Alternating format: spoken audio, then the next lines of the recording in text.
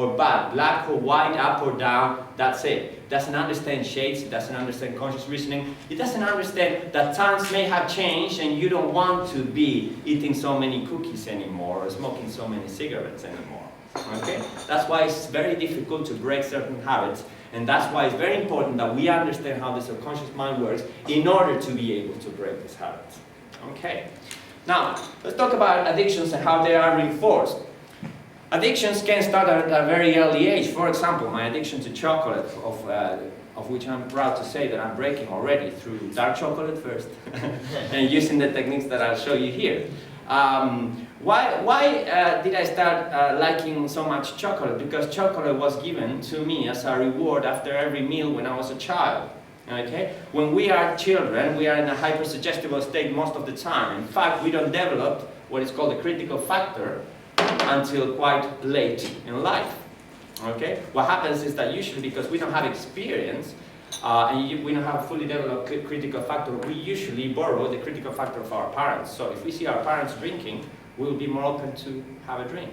If we don't see them doing that, we may be less open to that. That's another important thing to remember. Associations, particularly associations that come from childhood, may reinforce or create the addiction in the first place. Okay? Now, another important thing to understand about the mind, the subconscious mind in any biological being, is that as animals that we are, there's pain here and there's pleasure here, and we tend, clearly, there's written pleasure there, and we tend to naturally seek this one and get away from this one as much as possible. This is done consciously but also subconsciously. Therefore, we have these drives here that are pushing us always to seek pleasure in any way we can find it. Now, pleasure is closely associated, for example, when we talk about Facebook addictions or internet, that sort of thing, with novelty. Okay? There's a very important and interesting addiction that is being more and more popular these days, that is a person being addicted to information.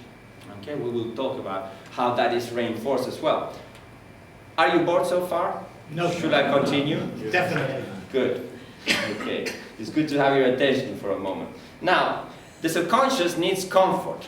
The subconscious needs comfort at all times. Very simple concept, very easy to understand. Most addictions are there for a reason. Okay? And living in the stressful times that we're living in, and this is something that I will repeat. I will repeat certain concepts because they're important to understand and to remember, and I want you to take them away with you, is that the more stress you have, the more comfort you need. The more comfort you need, the more likely you are to develop an addiction.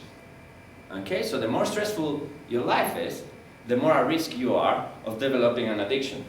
Is it all clear? Is it simple to understand? Correct? Okay. Now, let's talk about new addictions, or perhaps chemical and psychological addictions. Addictions that are purely psychological may be addiction to sex.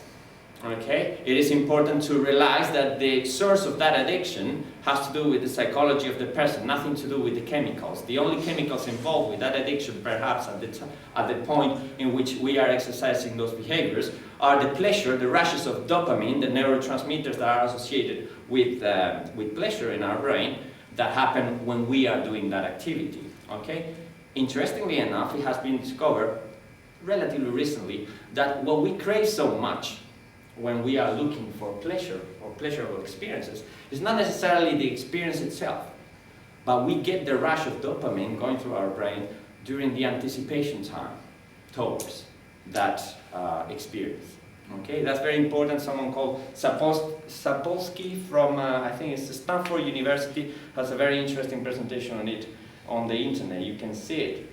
Now, let's talk again about everyday stress. What happens with everyday stress? We live in very stressful time, very stressful societies in which we are acting and we are involved in systems for which we are not designed, for which we have not evolved sufficiently to adapt. Okay? If we bear in mind that we've been on this earth between 2 to 4 million years doing generation after generation the same thing, which was running after animals and hunting and fishing and little else, yeah, and raising children and running around, we've been only in what we call civilized society for the last about 2,000 years. 2,000 years compared with 4 million years is nothing. Okay? So our bodies, our minds at a biological and evolutionary level have not had time to adapt, particularly to the last 200 years, which is when we have developed these systems that are completely foreign to the way in which we should live, in which we respond the best, okay? We are not programmed to stay sitting in front of a computer for 8 hours, okay? If you do that, you will pay the price. In one way or another, something will happen, your subconscious will say, no, I'm not taking this. So you will need to get comfort somewhere else. Okay? So very important again to remember, addiction's comfort. Comfort, subconscious mind. The subconscious mind requires comfort is getting it from eating chocolate, cookies, drugs, anything else. By the way, any heroin or porn addictions? Heroin or cocaine addictions here? I suppose you wouldn't tell me, right? Nobody will know it except the whole business community in Bristol. Now, it's very important also to learn, as we want to break any addiction, what are the rules of the subconscious mind? Okay, the subconscious mind responds mainly to 4 rules, or at least that's what my research says. Okay, the first one is that any change that we do should be progressive. Progressive change, always. Why? Because nothing happens in nature all of a sudden.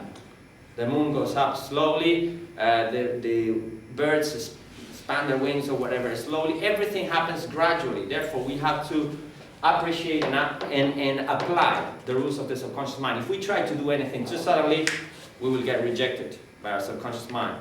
It will not let us do that. A typical example, very easy to understand. Weight loss client. They want to lose weight. They have tried all the different diets. Many of these diets say you stop having chocolate from Monday. They stop having chocolate Monday.